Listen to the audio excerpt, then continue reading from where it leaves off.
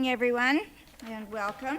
It is 5 o'clock and time to get our planning public meeting underway. I will call this meeting to order and ask you all to join us in a moment of reflection as we consider the business at hand.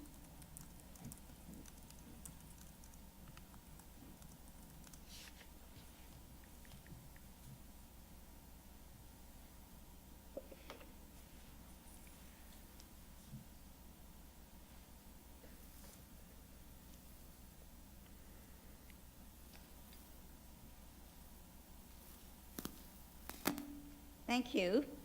Is there any disclosure of pecuniary interest around the table this time? You can declare should the need arise at any future time. Seeing none, I will call this planning meeting to order and welcome everyone. A specific meeting to decide or to hear from folks on a planning matter. And we do have a preamble to go through, so if you'll bear with me, there are some things that need to be addressed here before we begin. We are here together today to learn about a proposal to amend the land use planning rules applying to certain lands in the municipality of Meaford. It's very important for me to note that the Planning Act requires that a person who may later wish to file an appeal to council's decision on this application must either provide a verbal comments today at this public meeting or provide written documents to council before the amendments are passed. The intention of this requirement is that only those people who have taken the time and the care to learn about the proposal and to engage in the planning process may have an opportunity to appeal a decision to the local planning appeal tribunal. While council is legally required to make decisions that conform to the county and local official plans, our guiding policies encourage us to reach out to you, members of this community, to hear your thoughts about the proposed changes. We have a variety of legal tools available to us that we can apply to development to help us ensure that new uses can coexist with existing uses, with as minimal an impact as possible. Your constructive comments will help us learn more about your neighborhood, which in turn will help staff and council to select the right tools to manage change effectively and in a manner that honors our community values and priorities. Everyone in attendance may have an opportunity to speak if you wish to do so. You do not have to be solely in support or in opposition. It's okay to share your thoughts about those elements that you do or that you don't like about the proposal and to ask questions as well. While the applicant will have an opportunity to respond to those questions and comments at the end of the meeting, in some cases we may need to have staff carry out research on the matters raised and provide answers or additional information to you following the meeting. If you would just leave your name and phone number contact information with Margaret sitting in the front here, if you have questions that we need to follow up with, that would be helpful. So now I'll call this public meeting to order. It is a public meeting of the Council of the Municipality of Meaford to consider a proposed zoning bylaw amendment for 337 Sykes Street South in the urban area of Meaford. This meeting is a mandatory part of the planning process, which has been set out by the Planning Act. And based upon those rules in the Act, there must be at least 20 days notice given to residents within 120 meters of the property. Notice was issued on November 13th, 2020, so that exceeds the required 20 days notice. So here we go. First, I'll ask the planner to share a brief description of the application and to provide us with any public and agency comments that have been received to date. So, Rob, are you going to take this one on? Yeah, thank you, Worship. I'm going to leave most of the description to the planning consultant on behalf of the applicant. This property is designated urban highway commercial. The commercial component, as proposed, is permitted under the current zoning. What we're here to consider under the zoning amendment is the residential, and as I mentioned, the planning consultant will explain it a little better. In more depth than that. I'm going to also change it up a bit and pass it over to Kirsten, who will read the comments that we've received to date. Super. Okay. Welcome, Kirsten. Thank you. So we did receive a few comments from the agencies and then one written comment from a member of the public. So the county said that the transportation services have no concerns with the proposed development, and county planning staff have no further concerns regarding the subject application.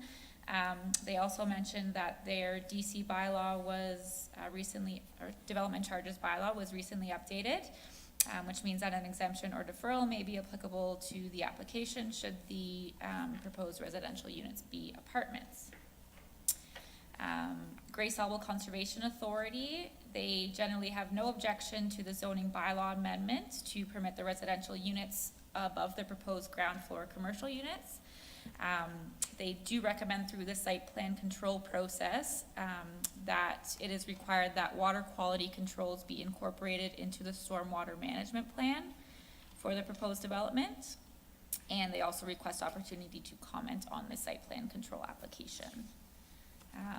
The last one from the agencies is Historic Soggy Metis, and they identified that they have no objection or opposition to the proposed development.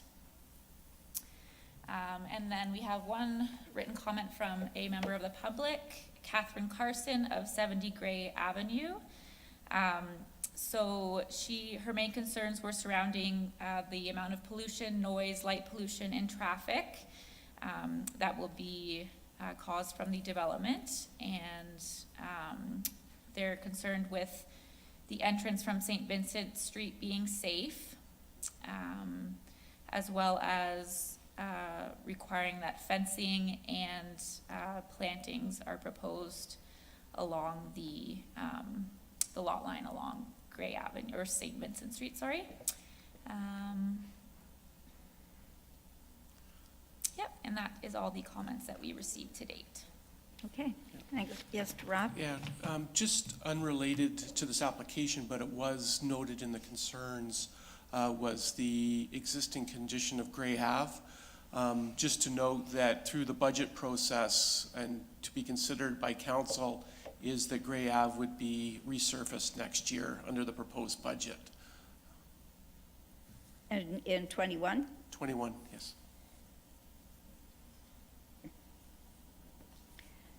Okay, that's it then from you at this point. All right, so now I'll call upon the applicant or the agent. Guess that's you, Ron. Welcome. Yes, good evening. So my name is Ron Davidson. I'm a planning consultant. I leave this mask on, correct? You can take it off if it's more comfortable. It'll be, the microphone will be sanitized after you're Okay. finished. Can everybody hear me through this with this mask on? I think out of courtesy. You're everybody, okay with that? I'll just leave it on then. You need it louder? Okay. Whoa. A bit too much. Sorry, I've never been accused of being quiet. So I represent the owner of the property, which is actually Merchant and Merchant, Inc. And Mr. Merchant, or at least one of them, could not be here tonight. He sends his regrets, but I represent him as his planning consultant. I filed the rezoning application.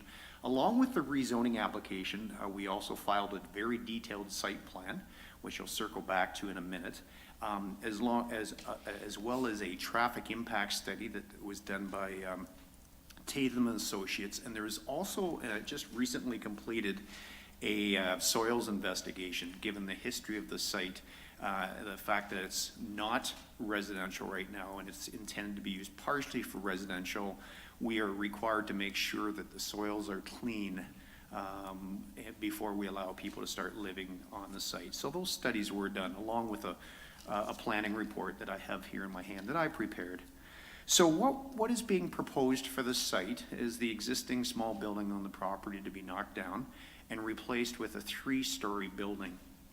The 3 stories building right now, if it was used entirely for commercial use, is permitted by your zoning bylaw. I would not be standing here tonight. We would have gone straight to site plan approval, and maybe we would be standing here tonight, but we'd be dealing just with the site plan. So to be clear, the intended building, be it a 3-story building, as exactly proposed in terms of its height, shape, design, egress, ingress, it's all permitted by your zoning bylaw, except for the fact that the second and third floors cannot be used for residential purposes. So that's really what we're here to talk about tonight, at least from a zoning perspective, is it appropriate to allow for the second and third stories to be used for residential purposes?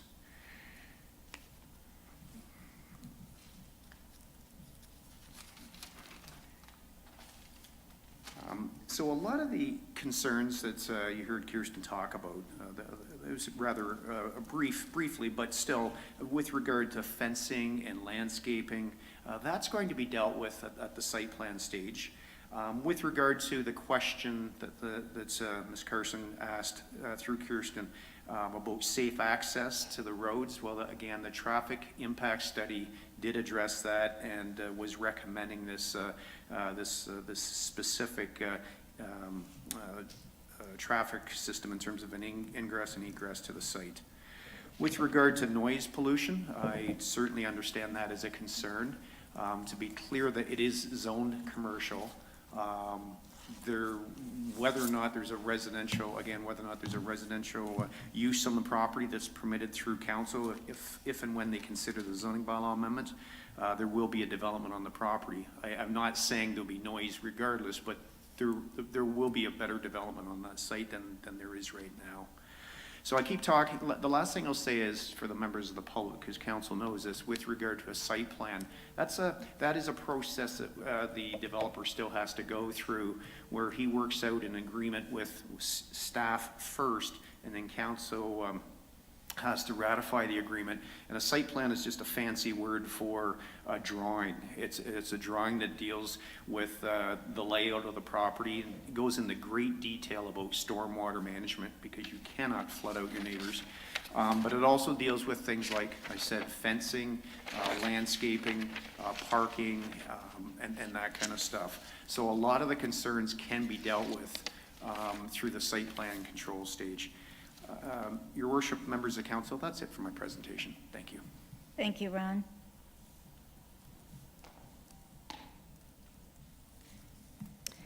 So now it's your turn. This is the time when we will open the meeting for public comments.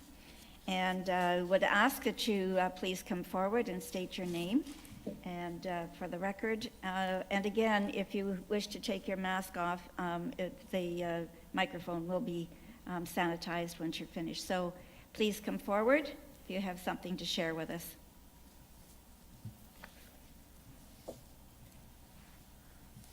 Good evening, everyone. I'm David Blackburn. I live at 88 Gray Avenue. And I've just got a few comments that I wish to make. I do object to the usage of the property for residential purposes without any clarity regarding the nature of that residency, and I'll cover that in a moment. General residency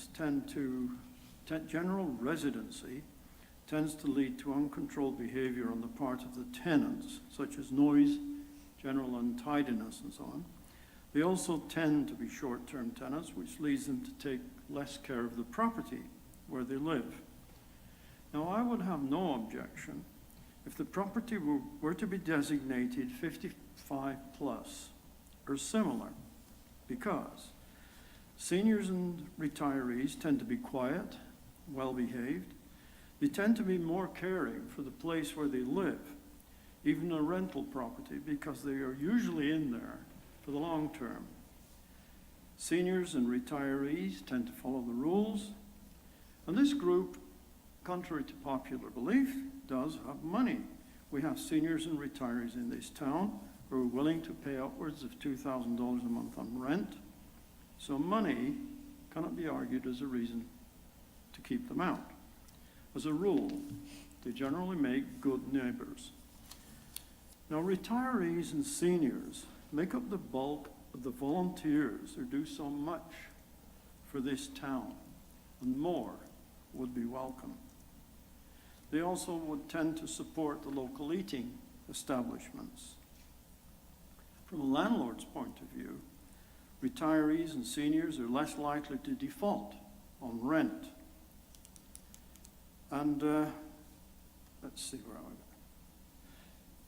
go. Now, should it be agreed that this shall be a designated, say, 55 plus building or similar, then I would withdraw any objections, but I would want to see this in writing on an official document that yes, it is going to be so.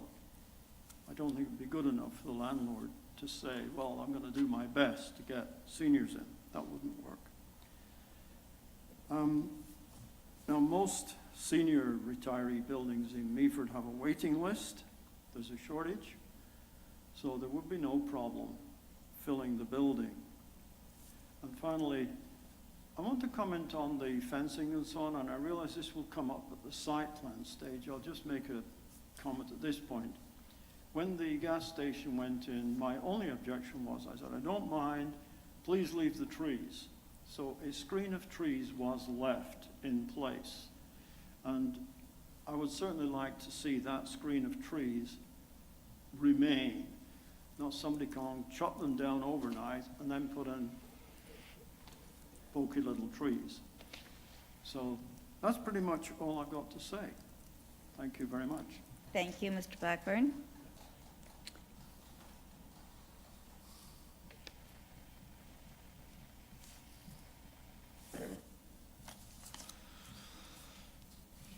Thanks, Derek. Hi. Hi. Welcome. Deborah Thompson, 62 Gray Avenue. So I have concerns and questions. It's inevitable that the property will be developed on. It's just a matter of time. I've lived there for 30 years, so I've seen all the development that's currently there. My biggest concern is a buffer between the buildings, the property, and our avenue, Gray Avenue. It also is a concern, my understanding, by the name of the company of the applicant, and I can be corrected if I'm wrong, is the same developer and owner as the Esso gas station currently. Not the station, but where it has been placed.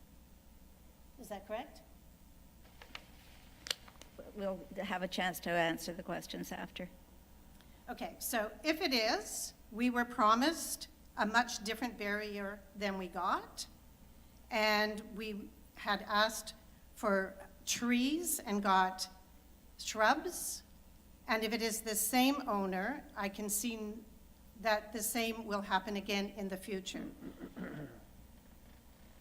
We were promised spruce trees and got cedars, and the reason is that the applicant said that the spruce trees were too expensive. So I'm not confident that we would get a proper buffer in the future if it is the same applicant.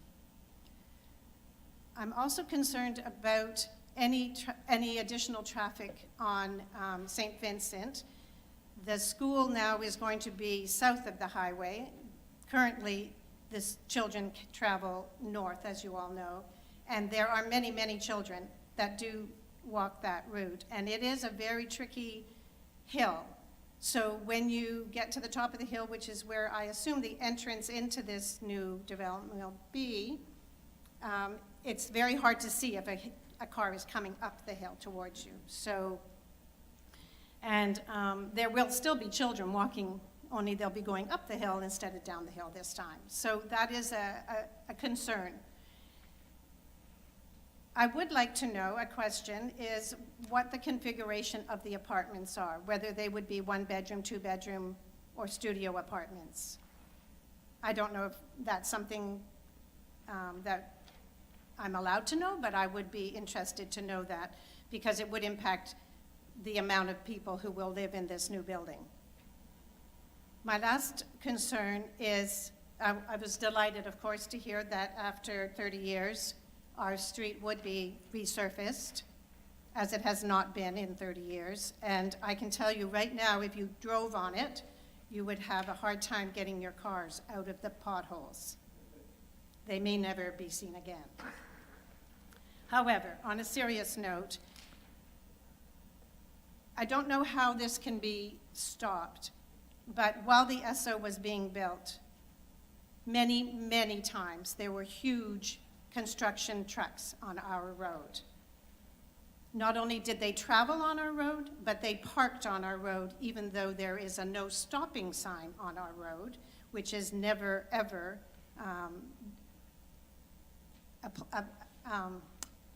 it's always ignored, let me put it that way.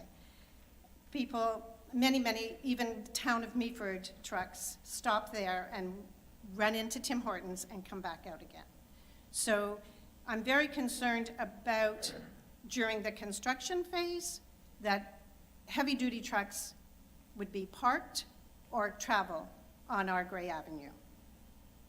I don't know how, that's stopped, but I know that it is a problem and that the kids do use that. I mean, it'll change again once the new school is built. The kids use it currently to go from the high school up to Tim's and across the road to McDonald's and stuff like that. So there's a lot of kids that travel that small little road, so that is also a concern.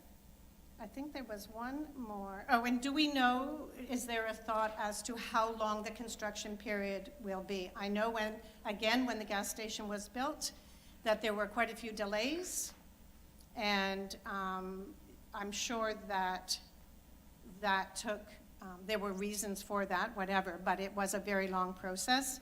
And again, the buffer between us now and the gas station is still, there was a time during the summer that half the fence was on the ground, and it took me going over 3 times to get it put back up again.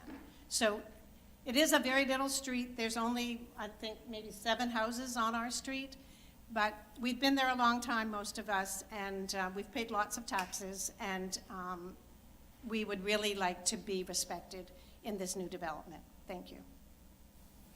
Thank you, Deborah. Is there anyone else? Please come forward.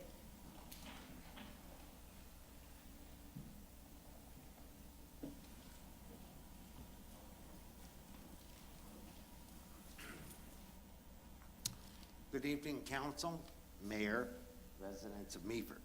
My name is James Kerbellis. I've been a resident of Meaford for 24 years.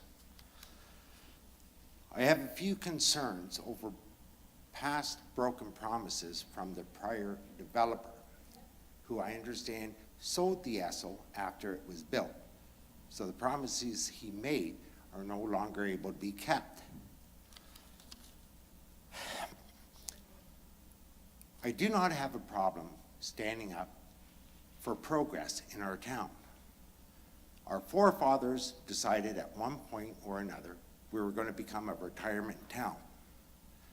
The existing infrastructure cannot support what the future wants Meaford to be with residential taxes. Now, apart from saying that, I've been a head installer and service person in both electrical and fire alarm and life safety systems, where I drove service truck for over 24 years. I have seen the full spectrum of how people live and conduct themselves. As for the commercial development, I'm all for it. Don't know who's going to fill it in a small town, because in these days, everybody seems to do online shopping, which is killing the retail business. That is for the developers concerned. As for the residential aspect, you're proposing an additional 2 stories to bring the building to a full 3 stories in size. I bought in the location because it was a quiet street, a place where I could raise my grandchildren. I could have peace and quiet after work. That will no longer be available. I do not wish to sit out in front of my house to have people, individuals, sitting on a potential veranda because we have not seen a rendition of the building as of yet. 55 plus, I can concede to that. Adults tend to take care and pride in their place. You do not find garbage. You do not have and I do not want to be stereotyped, a lower income, a riffraff. Subsidized income, geared to income, lower families. Everybody's struggling. Everybody needs to have a place to live. You do a hand up, not a hand out. From my experience, I do not want to start seeing drug deals go on behind our place, exposed needles behind dumpsters, or used condoms. This is a concern. You can look at other municipalities and see what have happened in parks that they have developed. I do not want to see or be exposed to that across the street. As for the resurfacing of Gray Ave, which for the past 30 years has been the worst street in Meaford, but lowly traveled, so it hasn't been a huge concern. I've been told by people that are no longer with the Department of Meaford that they're not going to resurface it till the remainder homes are put on septic. 8 homes, septic, 2.2 million is what I was told. Correct, not correct, believable? I'll leave it up to you.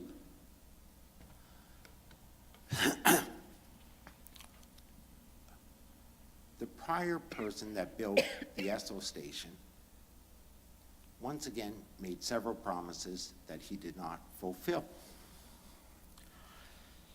The type of apartments and everything else, we'll have to wait and see. There are several other pending projects that have been presented to the town of Meaford. Berry Street, where the old Legion is. Behind Rice's hardware store on Collingwood Street. Between the wool shop and McGinty's, commercial 5-story building, residential, mixed incomes, where the old Canadian Tire was located, with 2 underground parking lots. We've seen, we've heard, we've read it all. A developer's not going to develop till he has a certain amount of capital behind them. I say, leave the residential downtown, accessible to all the stores. Hopefully those people will buy in town. Across the street from us, which is predominantly commercial, there are restaurants, there are gas stations, there are areas to service people, a construction company, Rogers. You have Dean's Carpet Care. Our end of town is residential. The other end of town is predominantly residential. We have a new school that's being developed. And at the present time, is our current septic system capable of handling this new development without impacting the present taxpayers of town? It's my understanding that we're at 80% capacity as it is. So by allowing this establishment to go in and future developments to go in once the developer gets his capital, how is that going to impact the present taxpayers? Are you going to put the cost on the new developers and hold our income? It's getting to the point where people that are retired, that are on a fixed income, and those that are coming to the point of retirement will no longer be able to afford to live in the place that they decided that they wanted to finish their careers with and raise their grandchildren. Thank you very much for hearing me at this time. Thank you for your comments. We appreciate the time you've taken to take part in this planning meeting. And I'll ask if there's any further comments to come forward.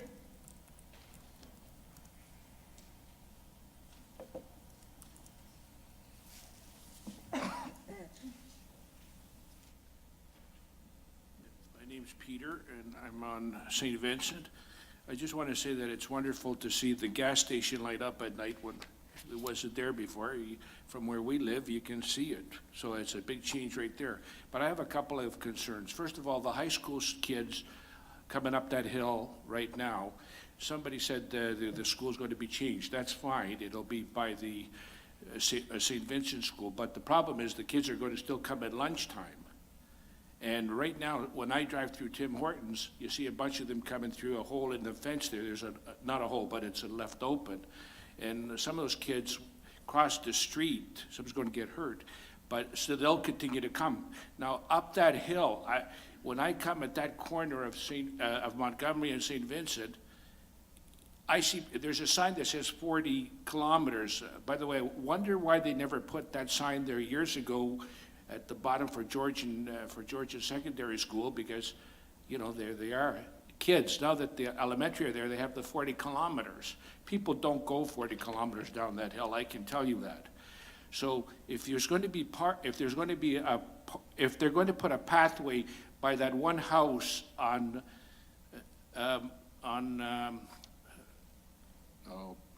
St. Vincent, if that's where the entrance is going to be, people coming up the hill are not going to see them. Another thing I have a concern is about all the craziness and the traffic on Sykes Street. You go to Tim Hortons, you go to McDonald's, you don't know where to go, because people just turn. People are turning in this town without lights, their turn signals. It's because, I mean, I live around the corner there. I don't live too far from Gray. I'm on Montgomery. And I go out quite a bit there. And I don't know, I hope they do something with the traffic. But that entrance onto St. Vincent, I don't know. Now, all of a sudden, if it has 20 residential, you're going to have like 70, 80 people living above these 6 stores. Where's the parking going to be? Let's say each one owns a car. That's 20, plus you're going to have 6 for the stores. And then you're also going to have people coming there, and it's already tight. If you go to Subway, there's hardly any parking there when you're by New Orleans Pizza. Anyway, and this 3-story height, I have a problem with that. If everything's already only 1 story there, you got the motel across the road that's 1 story. Tim Hortons is 1 story. The other places are 1 story. I don't know, maybe you should go to 2 stories and maybe have less residents, but you're looking at 70, 80 people. Even if you have 2 people, you're looking at a couple, you're looking at 40, 50 people. So I don't know. And then you go through Tim Hortons, you look at those trees and you look at the fence down. And somebody was saying when they were building the gas station, the fence did come down. I drove right by it, and the wind blew it. So I don't know. I just hope that they consider it. But I'm not too happy with that gas station being there, because you get up, you come in your front lawn in the night, and you see this thing in the middle of the night. So I don't know how the people on Gray Street survive that. I really have an issue with that. But anyway, I hope you consider all these things. But I'm worried more about the traffic, especially coming off Sykes Street, because that hill, someone's going to get killed there. And the high school kids are going to come back for pizza, even though it's by the Pentecostal church, the church up on by St. Vincent Euphrasia School. So that's all I have to say. Well, thank you for sharing your comments, Peter. Appreciate you coming. And I think, is there anyone else?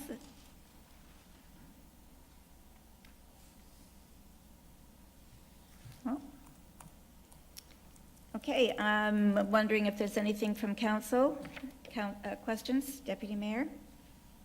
Thank you, Your Worship, and I want to thank all the residents who are here tonight and have shared comments, and thank you, Mr. Davison, for telling us about this project. My first question is for you, Mr. Armstrong. Can you tell us exactly where is the entrance from St. Vincent into this project? So through your worship, as per the site plan, there's Gray Ave, and then as you head towards the lights, it's just before you get to that first dwelling on the right. There's a separate lot, so it's just before that, approximately, I would say, 8 meters from the property line is the start of it. So that's where the proposed entrance, as shown on the site plan, is.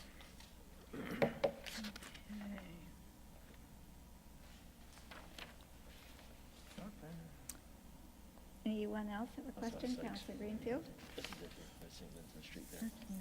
Thank you, Your Worship. A couple of questions concerning St. Vincent Street, either to Rob or Ron. First one is, it's mentioned there was a traffic study.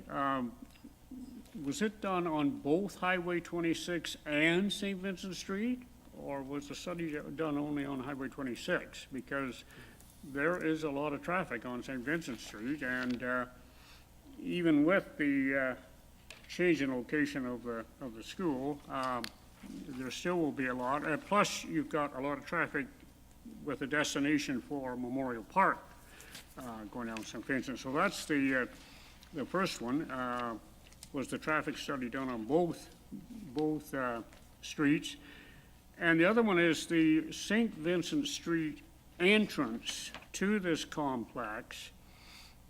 Will it be used by customers to the retail as well as the tenants at in the upper stories?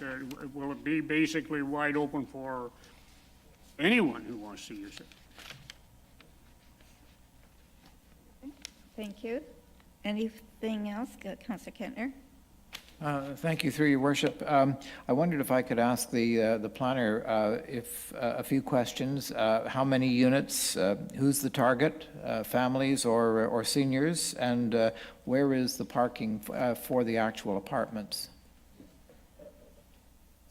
Okay, Okay, thank you. over to you, Ron. Okay, so first and foremost, I don't know the answer to who the target is. I haven't had those discussions with Mr. Merchant, just being completely upfront with you. I have to address that, though. I mean, that's a fair question, but as council is probably aware, unfortunately for the one gentleman who's demanding something in writing, we can't do that. You can't do that, and you got your CEO shaking his head right here, or nodding with me. That's kind of like people zoning. As much as you can't say you got to be 55, you can't say you've got to have premature white hair. It's a joke, thanks. So we kind of have to be careful with that. You can certainly ask that question, and I believe his intention is to cater to some of the older people. That's usually the way things are these days, because with newer apartment buildings, they usually are more expensive, and therefore, as we heard from the one gentleman, it is more conducive to a senior who can afford the rent. Could I just ask if, like, are we talking 1, 2, or 3 bedrooms, or a mix? It's my understanding there's a mix of 1 and 2 bedroom. Thank you. And with regard to parking, I'm not sure if Mr. Kempner, if you asked that, but it came up, and there is, according to your zoning bylaw, there's a requirement for, I think it's 80 or 81 parking spots, and we have that. We have 1 more than we have to have. So there's ample parking in accordance with what your zoning bylaw requires for commercial and residential use. Super, thank you. Deputy Mayor?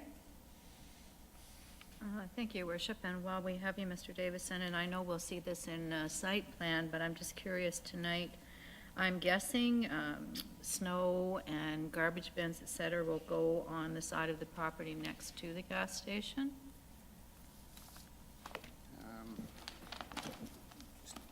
Forgive me, I look here, that will be,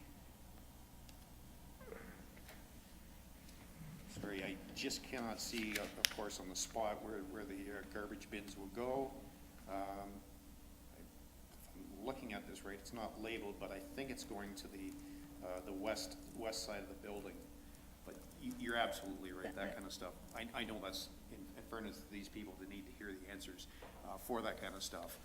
It will be something that is certainly discussed at the site plan stage. Supplementary? Yeah, go ahead. Yes, yeah, Ron, I think I asked how many units in the apartment? 20, there'll be 20 apartments. 20 apartments. Yeah, 10 on the second floor and 10 on the third floor. Councillor Greenfield? Thank you again, and while we have Mr. Davison at the mic, maybe I can get an answer to this question. Accessible apartment units, Ron, for those who are physically challenged, will all 20 be in the accessible requirements? Will there be at least maybe a couple of one units, or one-bedroom units, a couple of two-bedroom units? Or can we at least look in to guarantee that some of the accommodation can be supplied to those with accessibility problems? Absolutely, that's something that can be considered. With that, of course, would come the need for an elevator. Elevator. I do know Mr. Merchant was batting that around as to whether or not he would be putting in putting in an elevator, and I don't know where he has landed on that just yet. That would be mandatory for accessible apartments. Yeah. Anything further from council? Councillor Bell? Thanks, Madam Mayor. It was a nice question that was asked about the length of time of construction. I'd like to hear your basic thoughts on how long that this would probably take once ground is broken, what the length of time would be. And it's like a lot of the construction that we're seeing in our municipality and the town. This probably will have tradesmen from outside. It's a little bigger, I would take it, than what we could probably support internally. However, you've probably given that some consideration. So length of time and probably the trades will be from elsewhere. Sure. Yeah, regarding the second matter first, the trades coming from elsewhere, I don't think that's ever a preference of a developer to be bringing trades in from out of town or out of the area. Presumably, yes, right in Meaford, you may not have enough tradespeople to be able to work on a project like this, but you'd like to think that, moving west towards Owen Sound or east towards Collingwood, there'd be enough trades to build. It's cheaper, and I think, again, most people want to do that locally. But I am aware of the fact that in Grey and Bruce in general, unfortunately, a lot of the trades are very much tied up right now. And of course, it doesn't help that Bruce Power is sucking away a lot of people from even as far east as Owen Sound or west of here, but east of Bruce Power. Regarding the timing, I wasn't around for the first development that we heard about, and I wasn't aware that it took that long, and that is unfortunate. It's never in anybody's best interest, not only for the neighbors, and I totally get that, but for the developer himself. The longer he's tying up all that money and not getting tenants in there, the worse off he is financially.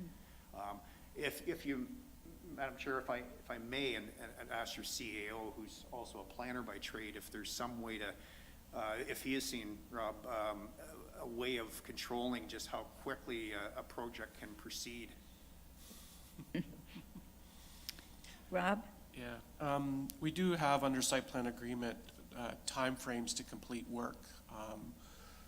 A lot of times you place a reasonableness to it that sometimes it's out of the control, but there are provisions that we can require the works to be completed within the site plan agreement for sure.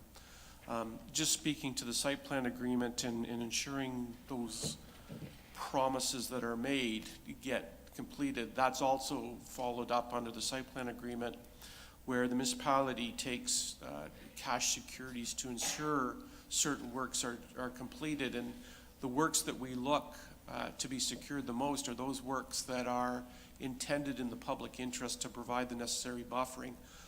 So to be honest with you, we still hold securities for phase one because there's some uncompleted works. Phase one was the gas station. We always knew there was a second phase to this. But those are the things. So it's making sure that anything that's been promised or and agreed to from a buffering point of view gets implemented through the securities and the agreement. So we'll ensure that through that process as well. While I've got the mic, I know there was another question from Councillor Greenfield, was the traffic impact study. And yes, it did include both entrances. I will note that we are still, our peer review team, external peer review, are still reviewing their submission with regard to that, and will be part of the report that will come back to council, would be our analysis of that component. Thanks, Rob. I was going to ask if you had any further comments, but I'll let Councillor Bartley ask his question because it might be something you need to address. Thank you, Madam Mayor. It was pretty straightforward. I didn't have a question until you brought up the securities. So now that there's securities for the buffer zone held by the municipality for the gas station, when can the municipality step in and make sure that buffer zone is complete? Yes, so through the mayor, I'll have to check what those securities were for. I know the securities we're holding is because there's incompleted works in relation to the entrance to this property. There's supposed to be a shared entrance. And you can see the Jersey barriers out. That's a temporary solution, and we're holding securities until this property develops to do that. I'm not sure there's outstanding securities on the Phase 1 landscaping based on what was proposed. What I was saying for this development, the Phase 2 component, will ensure that whatever is agreed to and promised will be implemented for this phase. Is there a time frame that your client is looking at to begin construction if this should pass? Yeah, it's my understanding that he would like to proceed ASAP. So you have renters and a new renter in that building, existing building at this stage, so they would be given notice then, I would imagine. Through your worship, one of the advantages with this is that the existing building can be kept because it's quite a bit out front of the new building, and then Demolished tenants when can it's be needed. moved back. And that was always the plan of the proponent, that he would do that, move existing renters back into the new building when the When it's time was completed. available. Okay. If you have another question from the public, we'll take questions for any of us.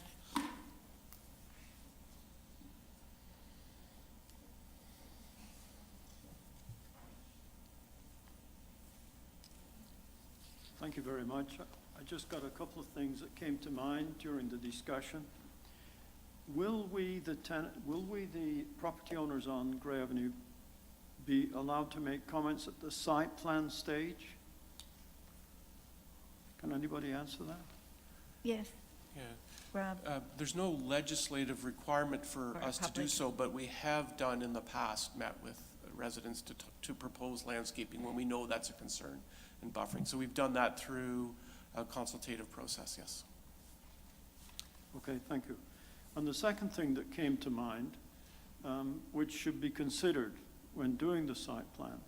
Right now, people take a shortcut down Gray Avenue all the time, potholes or no potholes.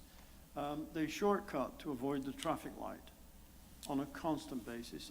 And I have a feeling that the way this plan is drawn, they could come up the hill on St. Vincent, cut through this development to get onto Sykes to avoid the traffic light.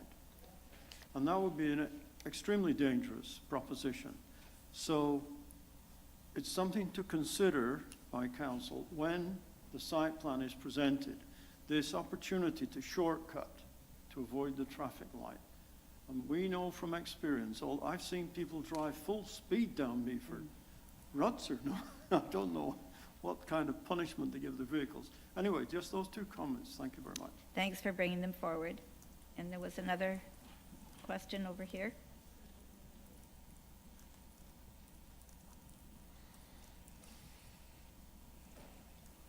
Madam Mayor, councilors, thank you for hearing me again.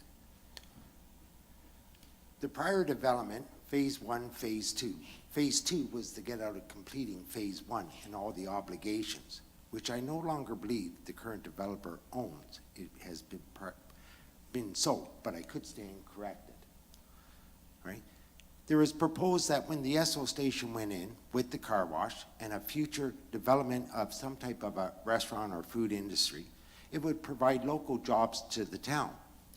Yes, it is staffed. It is staffed from people from the city that have been brought up. We can't control that because we don't own it. One promise broken. Second, as already mentioned, the entranceway is partially complete due to the hope for a second development. Wonderful. Do not want to stand in progress of the town. If the town can handle it other than looking beyond the pockets of new tax dollars.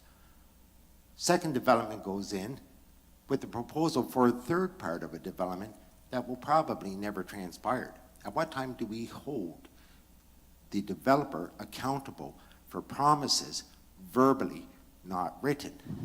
Yes, Mr. Davis is partially correct. Commercial, but we can ask for it to be a senior development where people take pride. There will be no riffraff. There won't be any insecurities for letting our grandchildren play in front of our yard. We will not be exposed to what own sound is currently being exposed to due to the subsidized income, the low rental income, the geared to income. How many calls does our current police department respond to on a regular basis to Vicky Village? No, I am not trying to be impartial or single out individuals that are trying to move up. There are many people that have lost their jobs, that have got new jobs, and they're redeveloping themselves. That's a hand up, not a hand out. But different apartment developments will bring nothing but trouble. You develop it as a condo, you get Airbnb, right? Thank you very much. Thanks for your comments. I think, Mr. Davison, you will have something to say about whether this was had any intention of being a subsidized apartment building or anything of that nature. I can certainly speak to that. I can also say as planners and council, we're might not be a popular comment here, but everybody needs a place to live. But no, Mr. Merchant has no intentions of applying for any type of a grant from the county through CMH or CMHC through the county for subsidized housing. No.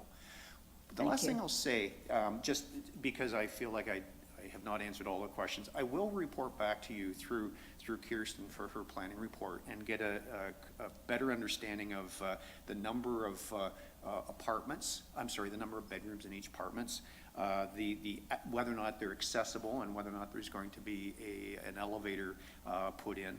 And I'll try to get an understanding of the demographics, even though, again, council really can't be speaking to that matter.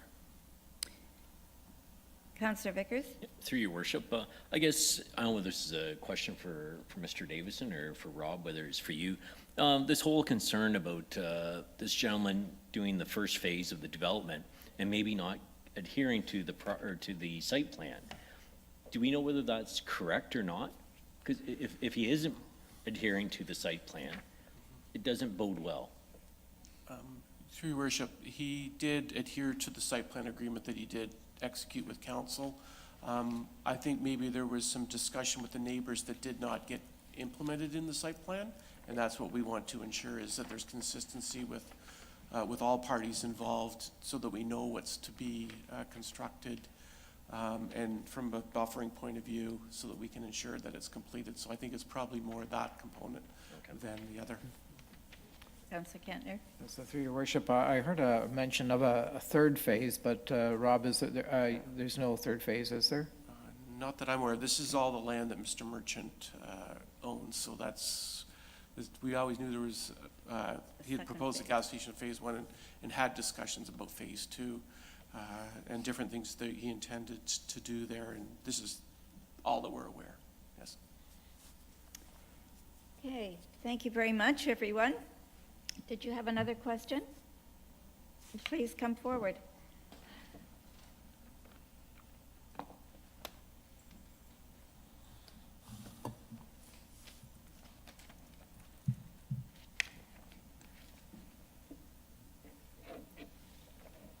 I just want to ask. May I have your name, please? Catherine Carson. What I'd like to know is this the same developer? Am I to understand it's the same developer that did the gas station? Yes. That's correct, yes. It is. And is there no way that we can enforce that he carries out the promises that he makes? Ms. Garth, did you want to address that, Rob? Yeah, the site plan agreement is the insurance with the municipality that he develops in accordance with everything that's been agreed to. That includes an agreement that's registered on title and securities that don't get returned to him until he does the work. And then if he doesn't do the work, then the municipality has the authority to use the securities to do the work. So those are all of the insurances that are in place. The municipality can guarantee that he does what he says he's going to do. So the gas station that he promised to build a fence and put in trees, and the fence is now falling down, and the trees will only grow to a certain height. They're not spruce trees. Is there any way to enforce that so that we don't have the light pollution? The fence was a requirement under the site plan agreement, and the agreement's registered on title, so the new owner has a responsibility to maintain the works that are part of that. I would have to go back and look at the agreement. I don't think and that was, my comment was, if there's an agreement that he was to do spruce, but the municipality never heard that agreement and didn't end up in the agreement, then that wouldn't have been implemented. And that's why with this one, we want to make sure that there's an understanding between all the parties that we know what is expected from the landscape buffering point of view. Now, the other suggestion that I have, and I totally concur with David, that our street, Gray Avenue, is used for a quick access to Sykes Street from St. Vincent. And I think that it's going to be very dangerous. And if you look on the plans that you have in front of you, you will see that they can easily come in St. Vincent, go right through the parking lot and come out onto Sykes Street, and they will do that. Is there any way that you could possibly have the St. Vincent Street, if this goes through, I think that on St. Vincent Street, you have to have some kind of security there only for residents, that they can go in and not anyone else. Otherwise, we're going to have a very terrible accident there. Okay. That's all I have to say. Thank you. Thanks for your comments. One more, last question. Yeah, please come forward. I don't think I need to stand in front of this meeting. I think everybody can hear me, yes? We do have... It is being recorded.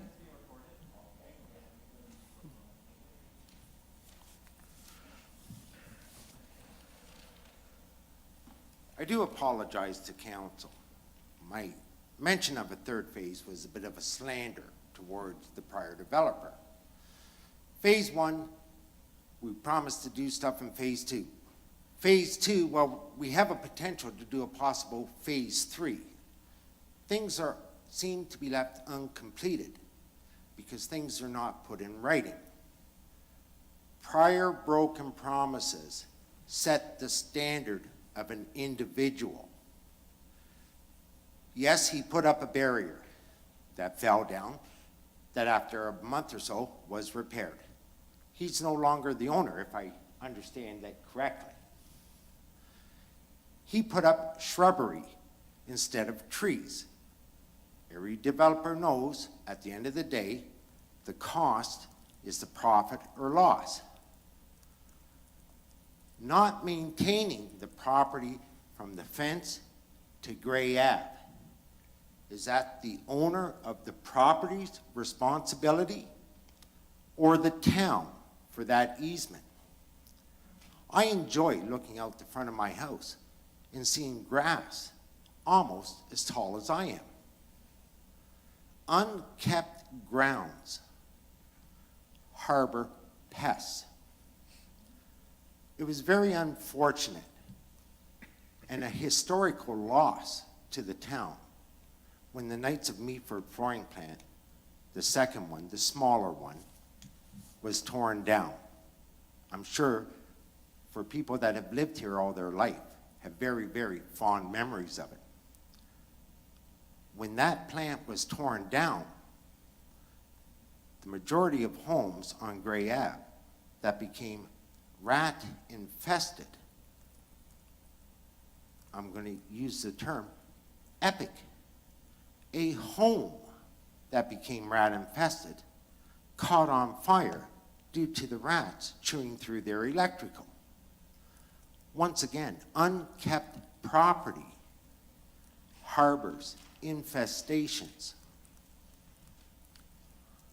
I do my best to maintain my property that is currently under development. As for many people that currently live on Gray Ave, do the best within their financial means to maintain their property. We are all very proud property owners that we do wish to pass down to our children or even our grandchildren. I am not trying to play on emotion here. When we purchased our place 5 years ago, which was Harry Jones's old place, who was a servant of the Meaford municipality in the utility department for over 30 years.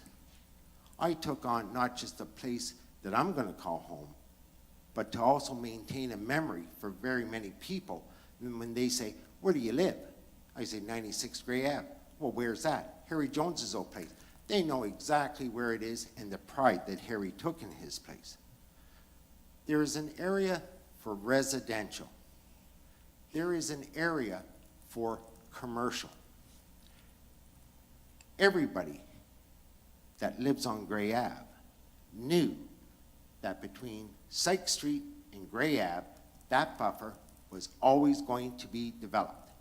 From a race car track to a house trailer that used to sell burgers to the development of the Tim Hortons, to the redevelopment of the castle.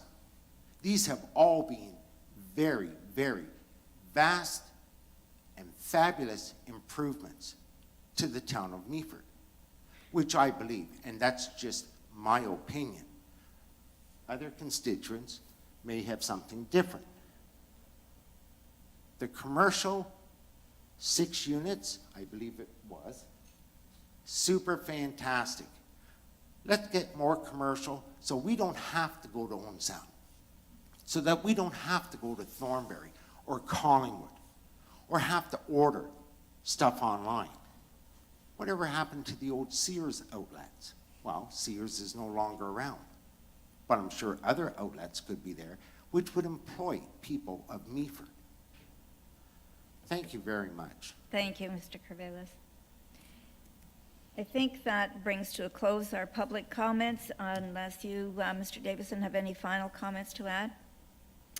All right, then, I will thank you all for attending this meeting and for sharing your thoughts on this application. This matter will now be sent back to the Development Services staff to follow up on any additional information that is required. And Mr. Davison has indicated he will be providing additional information as well. And once staff are satisfied that they have all the necessary information needed to provide a recommendation on this application, a detailed planning report will be brought back to council to assist us in making this decision. This report will evaluate how the proposal does or does not satisfy the provincial, county, and the municipal policies that must be considered as part of council's decision. It will also explore the various public and agency comments received, in addition, regarding the application, noting those tools which may be applied in order to address concerns raised and to mitigate potential impacts on nearby properties. Again, if you would like to have received a mailed notice of future decision on this file, please provide Margaret with your name and address and your contact information, and then you will receive that information. We've reached the end of this planning meeting, and I now declare this meeting adjourned. Thank you all. Safe drive home.